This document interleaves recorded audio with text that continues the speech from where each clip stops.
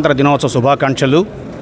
ఇటువంటి గొప్ప రోజున మా సనాతన ఎంటర్‌ప్రెన్యూర్స్ అసోసియేషన్ తరఫున భాగ్యనగరంలో ఈ నోమా కళ్యాణ మండపంలో బ్రాహ్మణ సామాజిక వర్గంలో ఉన్నటువంటి అతి గొప్ప బ్రాహ్మణ ఎంటర్‌ప్రెన్యూర్స్ని, అలాగే ఎంతోమంది ఆ వ్యాపారాన్ని అభివృద్ధి చెందడానికి వాళ్ళకి కావాల్సినటువంటి వసతుల్ని ఇక్కడ క్రియేట్ చేశాము. ఈ ప్లాట్ఫామ్ ద్వారా చాలామంది వాళ్ళ ఒక 20 మంది దాకా వచ్చి వాళ్ళ యొక్క ఉత్పత్తుల్ని, వాళ్ళ సర్వీసెస్ని ఇక్కడ ఎగ్జిబిట్ చేశాము.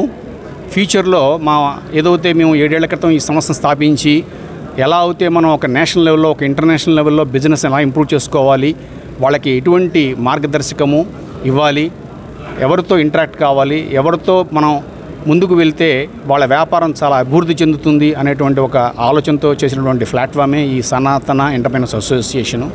వాళ్ళు మా పెద్దలు మాట్లాడినట్టుగా ఆర్సి మూర్తి గారు ఉన్నారు. వారు కూడా ఇండస్ట్రియలిస్టు.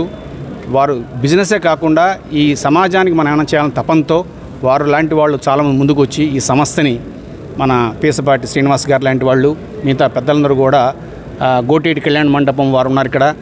అంటే ఈ ఎవరైతే పెద్దలు ఉన్నారో ఈ బ్రాహ్మణ సామాజిక వర్గంలో బిజినెస్ చేసేటువంటి వాళ్ళందరూ కూడా ఇవాళ ఈ ప్లాట్ఫామ్ మీద నరేంద్ర కుమార్ కామరాజ్ గారు కానివ్వండి, ప్రదీప్ గారు కానివ్వండి, వాళ్ళంత పెద్దలు కూడా ఈ సంస్థని ఇంకా అభివృద్ధి చెందాలి, ఇంకొక 76 సంవత్సరాలు, ఇంకో 100 సంవత్సరాలైనా సరే దీన్ని ఇయర్ బై ఇయర్ దీన్ని ఇంప్రూవ్ చేయాలన్నటువంటి తపంతో మేము దీన్ని ఎస్టాబ్లిష్ చేశాము.